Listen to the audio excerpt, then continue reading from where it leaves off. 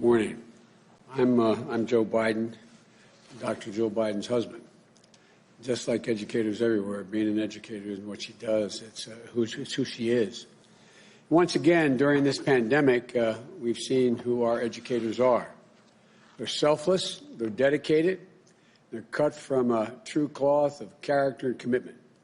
They represent one of the most critical professions in America, and that's not hyperbole, that's a fact. From cradle to career, they give people of all ages the confidence to believe in themselves, to equip them to succeed. And as Jill says, any country that out-educates us is going to outcompete us. And in this critical moment of our nation's history, it's essential that there is an educator serving as Secretary of Education. I want to make that clear again. An educator, someone who's taught in the classroom, who comes out of the classroom. Today, I'm pleased to announce that such a nominee we have, Dr. Miguel Cardona. Like other cabinet nominees and appointees, he's brilliant, he's qualified, and he's tested. And he's going to join the Biden-Harris cabinet, and it's going to be a historic cabinet. Already, there are more people of color in this cabinet than any cabinet in the history of the United States. There are more women than ever.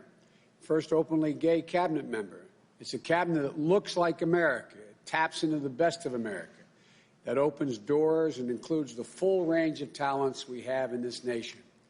And like the rest of the team, Dr. Cardona is ready on day one. Vice President-elect Harris and I, we were going through you're on this side, I apologize. We're going through this, and we were doing it on Zoom, who we're going to pick, and we're getting all this advice, and we looked at each other in the room and said, no, it's Cardona. It's real easy. So, Vice President-elect knew we needed an education secretary who truly understands what it's been like for educators, administrators, families, caregivers, and students this past year. They worry. They're under stress. They stretch local budgets that have left educators out of work. There's mixed signals from the White House that have left more confusion than calm. And they left so many parents and schools feeling like they're on their own. But we also need someone who knows what it's like, what it takes to get through this crisis. Reopening schools safely will be a national priority for the Biden-Harris administration. Early next year, I will put forward before the Congress our plan as to what comes next. But I assure you it includes funding to keep educators on the job, just like we did during the Recovery Act. And it saved 400,000 education jobs and the future of millions of children. It also includes asking Congress to provide funding needed so we can achieve the ambitious but doable goal of safely opening a majority of our schools by the end of our first 100 days. We can do this if states and cities put strong public health measures in place that we can all follow. For example, in our first 100 days, I'll be asking all Americans to mask up for 100 days. We'll require masks in federal buildings, interstate travel, and the like, and on trains, where I have the authority to insist that happen. We've also been talking to governors and mayors and county executives of both parties to try to do the same in their cities and their states. We can do it if we get schools, districts, communities, and states the clear guidance and the resources they need for so many things that aren't in their already tight budgets. They need funding for testing to help people reopen schools, more funding for transportation so students can maintain social distancing on school buses. There's a need for school buildings for additional cleaning services, protective equipment, ventilation systems. But to lead the national effort requires an education secretary, with the skills to partner with educators across the country, in states, localities, and tribal nations, and all across students and families as well. It also requires someone who understands the need to prevent the pandemic from further exacerbating the inequities in our education system that represents a compounding problem we're having. They hold back children. They hold back educators. They hold back our country from fulfilling its potential. Take remote learning. How can it be in America that parents must drive to a parking lot of a coffee shop or a library for Wi-Fi that they can't afford at home so their children can sit in the car, participate in class, and do their homework over the net? This gap of broadband technology and the opportunity could some kids cost them a full year. a full year or more of learning. That's unacceptable in the United States of America. We need to act now, but it's only just a start. We need someone with the experience to help us build back better with the Biden-Harris education plan. We need to make sure that every child in this nation has access to a good education regardless of their zip code. I know you're probably tired of me saying that, but it's critically important. I've been saying it for over a year. Regardless of any disability. That's why my plan triples funding for Title I schools, which serve the highest number of children from low-income families. We need to make sure every child will have access to high-quality universal pre-K. I'm not talking about daycare. I'm talking about universal pre-K. That is starting at age 3, 4. We need to finally pay teachers what they deserve. The work they do is of extreme national importance, and their salary should reflect that. But they can't do it alone. So we're going to make an unprecedented investment to double the number of school psychologists, counselors, nurses, and social workers in our schools. When trained professionals are helping care for students' mental health and behavioral needs, along with concerns around things like housing and food, it frees up educators to focus on teaching and the other critical work that teachers do in the classroom. We'll make sure students with disabilities have the support to succeed by fully funding the Individuals with Disabilities Education Act. We're going to upgrade school infrastructures to make sure classrooms are safe, build schools that are hubs of innovation and cutting-edge learning. We know that in the 21st century, 12 years of schooling is not enough, and that young people are getting crushed by the burden of student debt. Under the legislation we're going to be proposing, we're going to have a number of policies to provide affordable higher education to alleviate that financial burden.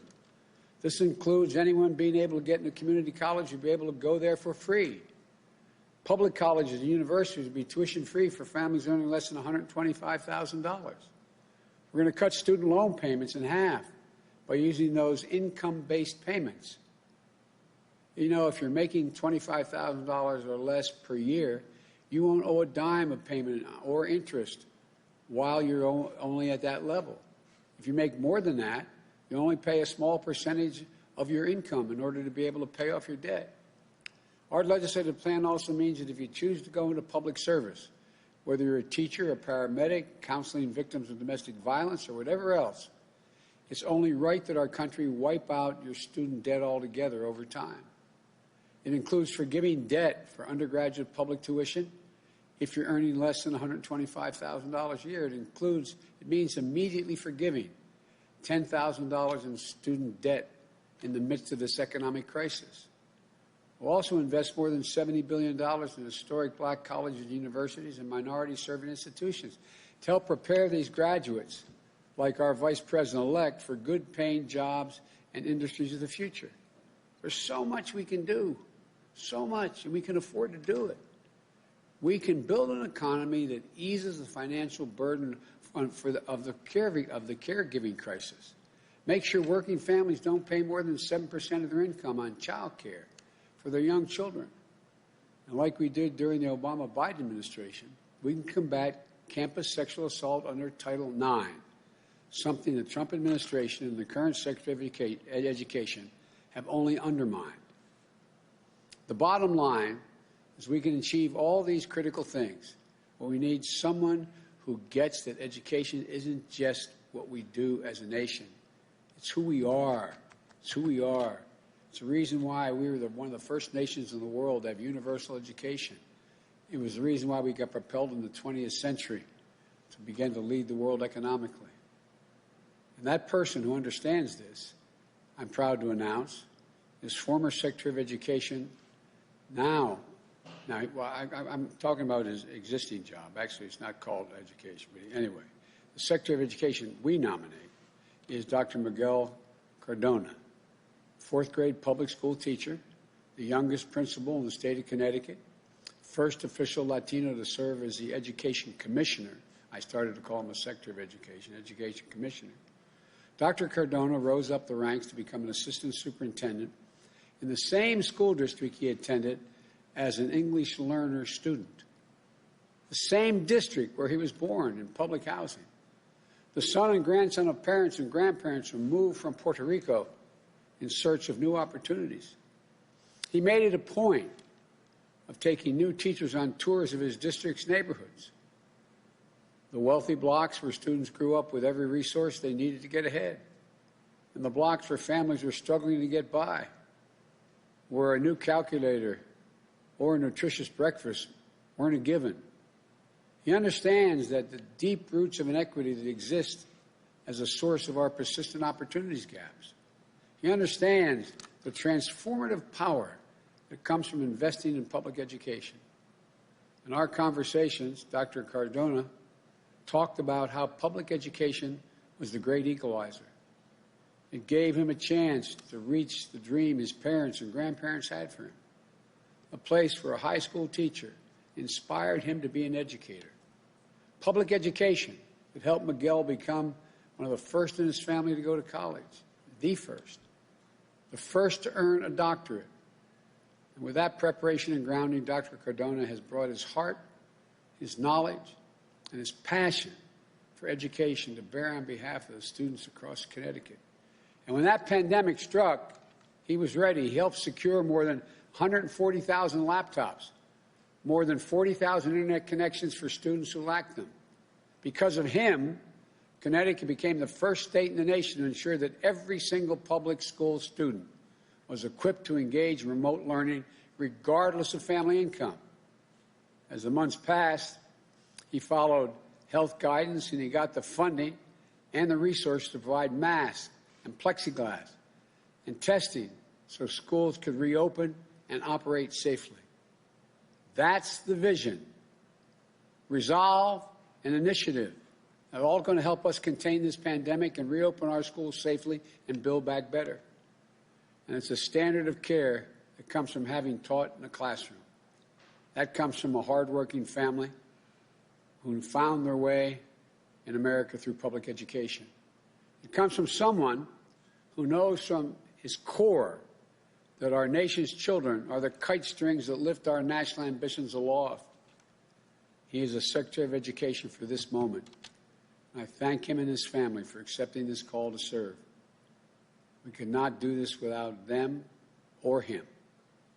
To the career staff of the Department of Education, you'll have a fantastic and trusted leader who will help you carry out the department's mission with honor and integrity, the honor and integrity of an educator.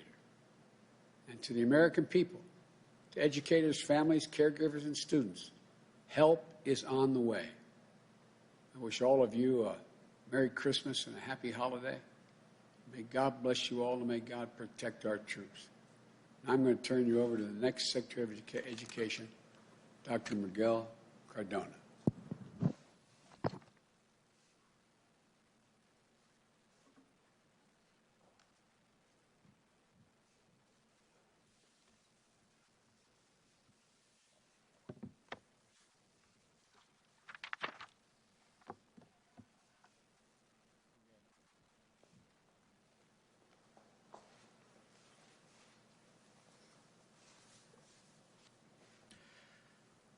Mr. President-elect, Madam Vice President-elect, thank you for this opportunity to serve. I know how challenging this year has been for students, for educators, and for parents. I've lived those challenges alongside millions of American families, not only in my role as State Education Commissioner, but as a public school parent and as a former public school classroom teacher. For so many of our schools and far too many of our students, this unprecedented year has piled on crisis after crisis. It's taken some of our most painful, long-standing disparities and wrenched them open even wider. It's taxed our teachers, our leaders, our school professionals and staff, who already pour so much of themselves into their work. It's taxed families struggling to adapt to new routines as they balance the stress, pain, and loss that this year has given. It has taxed young adults trying to chase their dreams to advance their education beyond high school and carve out their place in the economy of tomorrow. and it has stolen time from our children, who've lost something sacred and irreplaceable this year, despite the heroic efforts of so many of our nation's educators. Though we are beginning to see some light at the end of the tunnel, we also know that this crisis is ongoing, that we will carry its impacts for years to come, and that the problems and inequities that have plagued our educational system since long before COVID will still be with us even after the virus is gone. So it's our responsibility, it's our privilege to take this moment and to do the most American thing imaginable, to forge opportunity out of crisis, to draw on our resolve, our ingenuity, and our tireless optimism as a people, and build something better than we've ever had before. That's the choice Americans make every day. It's a choice that defines us as Americans. It's the choice my grandparents made. Abelino and Maria de la Paz Cardona and Hermana Muniz Rosa, when they made their way from Aguada, Puerto Rico, for new opportunities in Connecticut. I'm proud to say I was born at the Yale Acres housing projects. That's where my parents, Hector and Sarah Cardona, instilled early on the importance of hard work, service to community, and education. I was blessed to attend the public schools in my hometown of Meriden, Connecticut, where I was able to expand my horizons and become the first in my family to graduate college and become a teacher, a principal, an assistant superintendent in the same community that gave me so much. That is the power of America. And I, being bilingual and bicultural, am as American as apple pie and rice and beans. For me, education was the great equalizer. But for too many students, your zip code and your skin color remain the best predictor of the opportunities you'll have in your lifetime. We've allowed what the educational scholar Pedro Noguera calls the normalization of failure to hold back too many of America's children. For far too long, we've allowed students to graduate from high school without any idea of how to meaningfully engage in the workforce, while good-paying, high-skilled, technical, and trade jobs go unfilled. For far too long, we've spent money on interventions and Band-Aids to address disparities, instead of laying a wide, strong foundation of quality, universal early childhood education and quality social and emotional supports for all of our learners. For far too long, we've let college become inaccessible to too many Americans for reasons that have nothing to do with their aptitude or aspirations, and everything to do with cost burdens and, unfortunately, an internalized culture of low expectations for some. For far too long, we've worked in silos, failing to share our breakthroughs and our successes in education. We need schools to be places of innovation, knowing that this country was built on innovation. And for far too long, the teaching profession has been kicked around and not given the respect it deserves. It shouldn't take a pandemic for us to realize how important teachers are for this country. There are no shortages of challenges ahead, no shortage of problems for us to solve. But by the same token, there are countless opportunities for us to seize. We must embrace the opportunity to reimagine education and build it back better. We must evolve it to meet the needs of our students. There's a saying in Spanish that we say, en la unión está la fuerza. We gain strength from joining together. In that spirit, I look forward to sitting at the table with educators, parents, caregivers, students, advocates, state, local, and tribal leaders. There's no higher duty for a nation than to build better paths, better futures for the next generation to explore. For too many students, public education in America has been a flor pálida, a wilted rose, neglected, in need of care. We must be the master gardeners who cultivate it, who work every day to preserve its beauty and its purpose. I'm grateful for the chance to take on this responsibility. And I'm grateful to my own children. Miguel Jr., or as we call him, Angelito, to my daughter, Celine, and to my wife and best friend, Marissa, herself a middle school, family school liaison. And I'm grateful for the trust you've placed in me, Mr. President-elect and Madam Vice President-elect.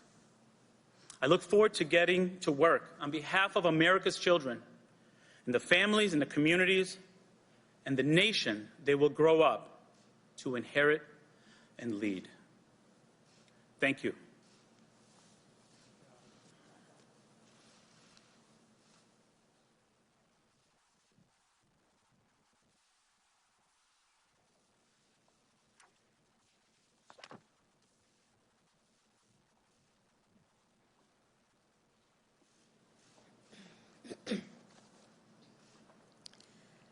My first grade teacher, Mrs. Frances Wilson, God rest her soul, attended my law school graduation. She taught our first grade class with 2 teachers' aides and 22 students in the classroom. And she instilled in me a deep belief in the importance and significance of public education that I carry with me to this day. If we are going to fulfill our country's promise, we must be dedicated to a strong public education system.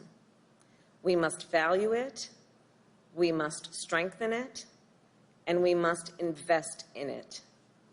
Because one of the most important gifts a society can give its young people is the gift of a world-class education. We also know that right now our education system, as we have discussed, from early learning centers to colleges and universities, is reeling from this pandemic.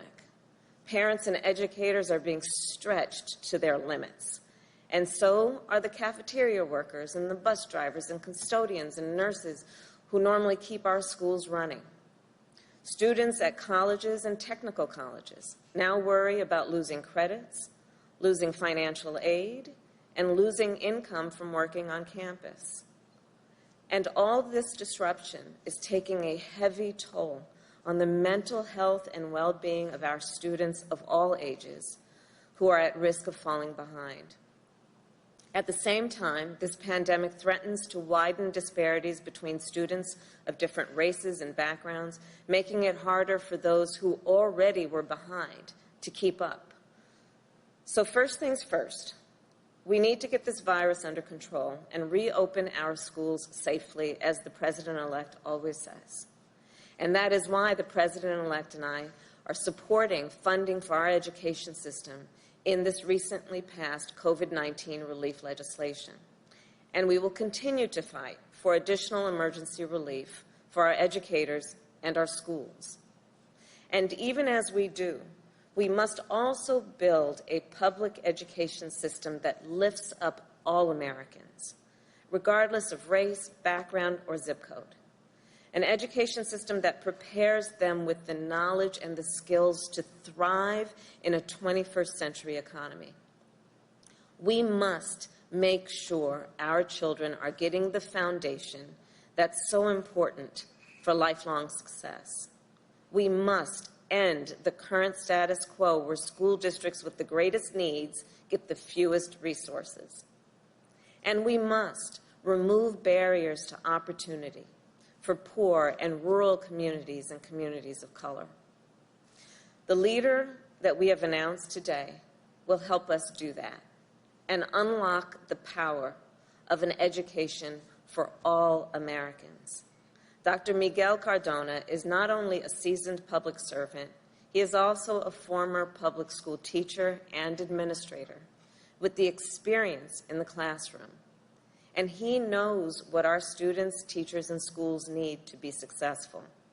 He has dedicated his career to fighting for our children and dedicated his career to investing in their capacity. And he has a deep belief in the power of a world-class education to help every child everywhere overcome barriers of race, gender, or income to reach their God-given potential. Dr. Cardona represents the very best of our nation, and he is the kind of leader America's students, educators, and families deserve. I've always believed that government has three principal functions: public health, public safety, and public education. Over the course of the past few weeks, we have announced remarkable leaders who will help contain this pandemic and keep the American people safe and secure. Under Dr. Cardona's leadership, we will work together to put together an outstanding education system that will be within reach for everyone, breaking down barriers to equality, opening new paths to opportunity, and helping to fulfill America's promise to all of our children. Thank you, Mr. President-elect.